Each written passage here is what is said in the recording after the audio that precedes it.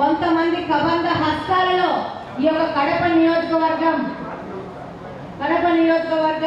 హస్తగతమయ్యి ఏ Telugu Desam party కార్యకర్త వచ్చినా వాళ్ళ మీద కేసులు పెట్టి కేసులు బనాయించి వాళ్ళని వేధింపులు గురి చేసి వాళ్ళను నష్టాలకు కష్టాలకి ఎంతో అవమానాలకి గురి చేసి ఈ రోజు వాళ్ళందరూ తెరమరుగైనారు. దీనికి కారణం ఏంటంటే మనమందరం తెలుగుదేశం పార్టీ కుటుంబ సభ్యులమందరం ఏకతాటిగా ఈ పోరాటం చేసినాం కాబట్టి మనకి సాధ్యమైంది.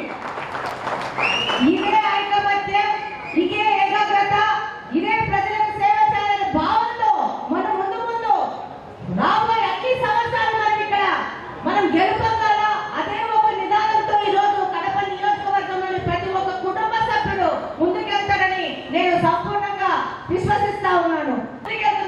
ఎప్పుడన్నా కడప నియోజకవర్గం ఇక్కడ గెలిచిన ఎమ్మెల్యే వీధులంట కాలనీలంట తిరిగిన సందర్భం ఎక్కడంతో మీరే గమనించాలా, మీరే ఆలోచించాలా.